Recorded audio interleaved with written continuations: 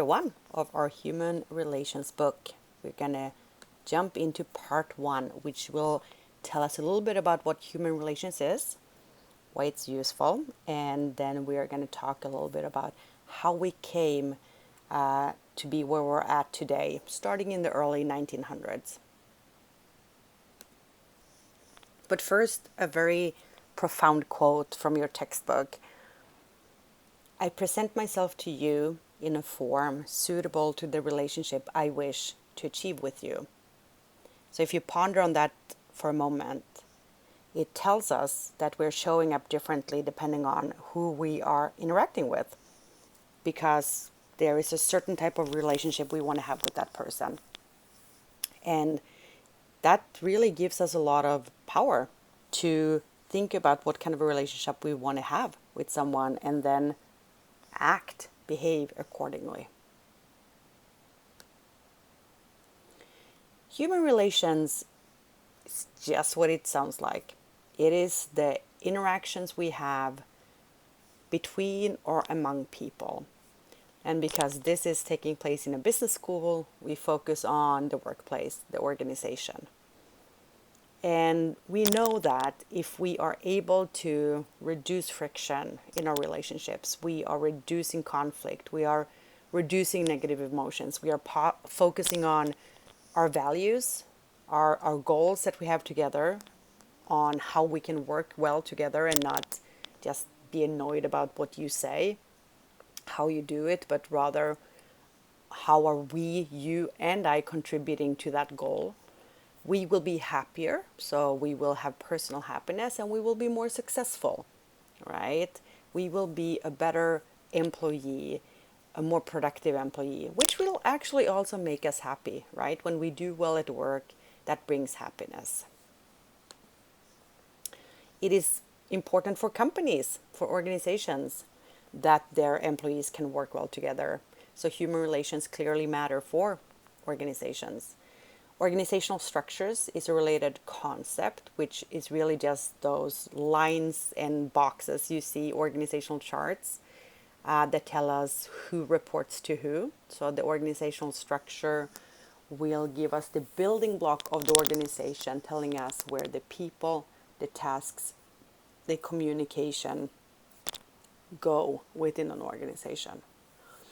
Empowerment means that we delegate decision-making authority, how and when we do our work, to the employees that are closest to the action, closest to the task and to the client, and letting them decide.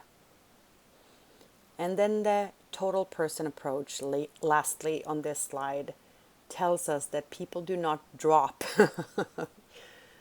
their other identities or their other roles when they come into the organizations. They are still parents and siblings and friends and dog owners and plant owners, even while they are at work. And this, recognizing this, allows the organization to maybe address the needs of that person better, in a better way.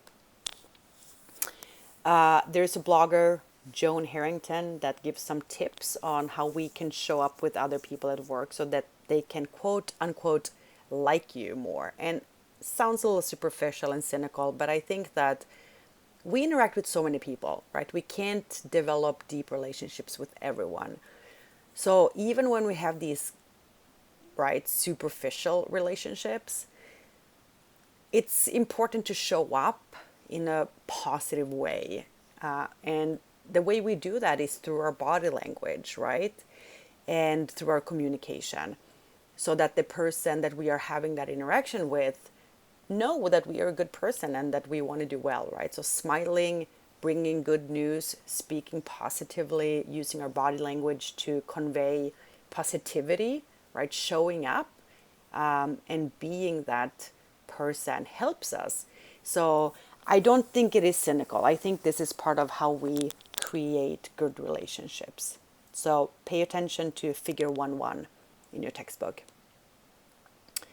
Jumping into the evolution of human relations, starting with the classical school of management. Early 1900s, until the sort of 1920s, mid 1920s. Few people here, Frederick Taylor, the father of scientific management, Frank and Lillian Gilbreth, Henri Fayol, Elton Mayo, who is on a later slide but not on this one. All of these studies were looking at productivity and efficiencies. How can we get more output from fewer people or from the same people, more output? Looking at things such as motions, physical motions of the body. What are the movements? How do they move when they complete the task? How long does it take them to do that?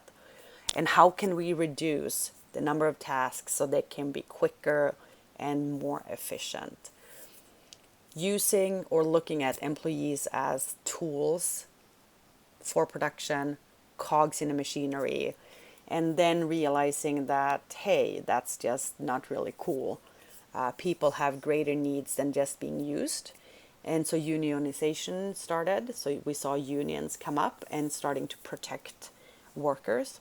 Today, then they do not have a great place or a large place in American society, but maybe they should.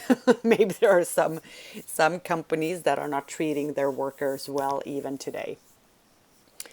And then we came into the behavioral science approach, where in the 1950s we also sometimes called it the human relations approach, drawing on psychology, sociology, other fields to inform us about what the companies, the organizations should look like to be a better environment for our employees. Feeding into the management science school starting in the 1960s or so, that is using statistics and technology to drive some decisions around employees. And that's important, right? So that we can actually measure things like leadership and culture and engagement and say this works and this doesn't work. And so we can now design better organizations. So we have greater productivity, which is a goal of the company, clearly, but also greater satisfaction, greater happiness from, or for rather, our employees. Cool stuff, right?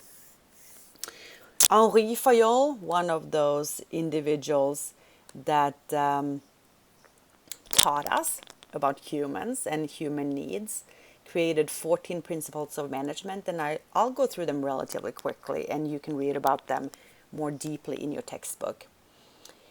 He was brought in to turn around a steel mill or a steel factory at the turn of the last century. And he did so successfully. He was successful in bringing it back to life. And after that happened, he wrote a book to tell the rest of the world about how to manage. And so the first one was division of work. If you specialize, you become more efficient and more productive. We know this to be true. Sometimes that's also a little bit more boring, but certainly it brings efficiency. Authority means that managers can give orders. There's accountability that comes with the orders. So if I delegate a task, there is accountability to that person to complete the task, but still the responsibility that the task is done sits with the manager.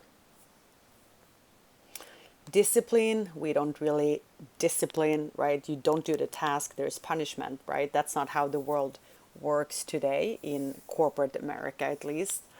But we go through a due process today. So if there is subpar performance, we have processes in our companies that will help with the discipline. We have unity of command as well as unity of direction. So unity and alignment helps. Unity of command means if you have more than one managers, it gets messy, right? Because two managers might give you different instructions and delegate differently, and now it's messy and confusing, and work doesn't get done well. That doesn't stop managers or companies today from having more than one manager for employees sometimes. Unity of direction means that we are all striving towards a common goal. At the company level, we call that a vision. But also departments, teams have their own goals, and they should all line up on that company goal, company vision. Subordination of individual interests means that the organizations come before personal interests. and an individual should never have priority or get something that is harming the organization, right? Ideally, everyone should be benefiting from coming together, working on organizational goals. Remuneration. We pay people, we should pay them well. We should also give them other benefits that are useful for that total person. Remember, the whole person. Flexibility, vacation, other things that are useful for them. All right, if I counted right, this is going to be number 8 for centralization. I'm going to see if I can pick just a different pen color to keep things slightly more interesting. Centralization talks about where we make decisions in companies. In a centralized company, we make decisions in the top, at the headquarters, if you will, and then we push that decision down. If you're decentralized, you allow workers at lower levels of the organization that are closer to the task, closer to the product or service, to make those decisions.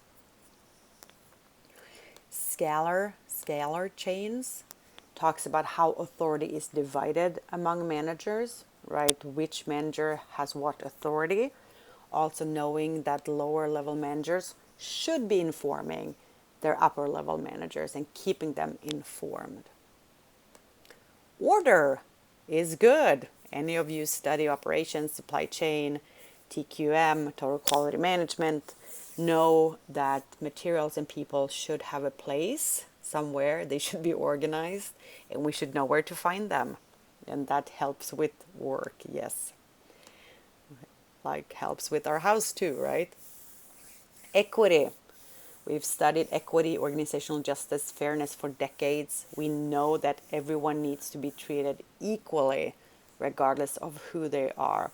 Especially important today. Not especially important, but on the social, national arena again. And it's amazing we haven't come further with that. And so those efforts are continuing as they should. 13 is stability of tenure, meaning having a lot of churning people over is not a good thing. You lose knowledge, it's very costly to hire and train again. So getting people to stay. 9, 10, 11, 12, 13, 14. So maybe we didn't count right, did we? So 1, 2, 3, 4, 5, 6, 7. 1, 2, 3, 4, 5, 6, 7. We did count that right. 8. Yes, this should be an 8. 8, 9, 10. This is what happens when I do this way too early in the morning. 11, and that is 12. So 12 was stability of tenure, 11 equity, 10 order, 9 scalar chain, and 8 centralization. And we are back on track with 13. Maybe I should go back to kindergarten as well. Initiative. We want that certainly today still. Proactivity, people who are self-directed, figuring things out, trying things. That is true everywhere in life.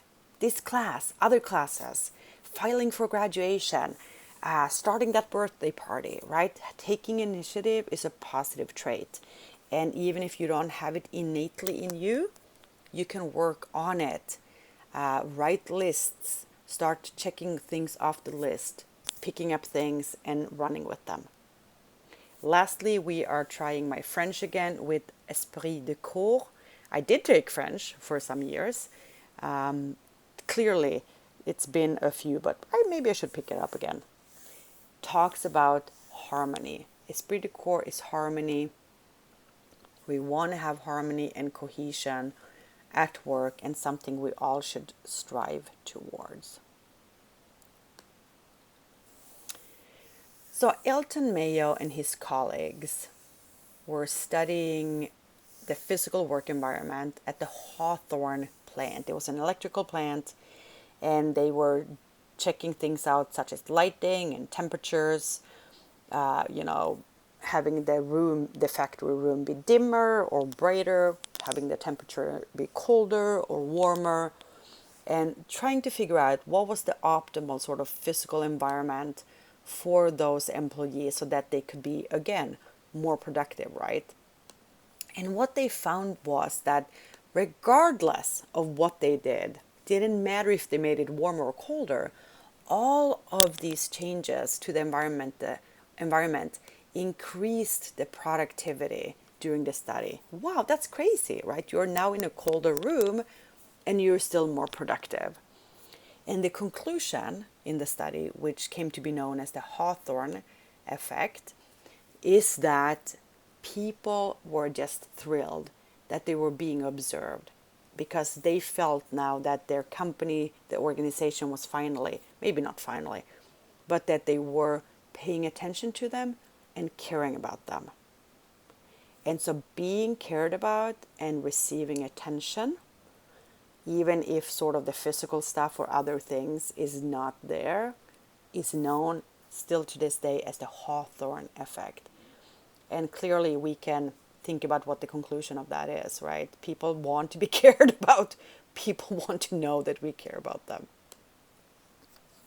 So here we are in a world that is truly globalized, truly bound together through technology.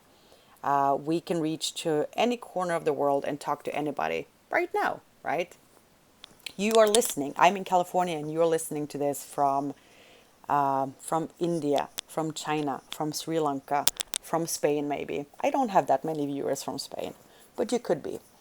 And so that presents some opportunities and some challenges. People do love working from home, and we know that from this pandemic. People don't want to go back in the office generally. People are more satisfied, higher levels of productivity, and just generally thrilled. But the drawbacks are, of course, we can't hang out with others, and we as humans have great social needs. We can't ping our managers or walk up to their desk to ask a question. And so there are some drawbacks, but we are learning to work through them. But just recognizing that we are truly in a different environment today. So, human relations matter. If we can work well and interact with others better, that's positive for us, positive for the organization. Many studies were done to sort of land on the fact that humans are whole and we bring everything with us to the work environment. And today we are super connected and we are working through what that means with the workplace. So that is gonna wrap it for this part one of chapter one. And until next time, be safe.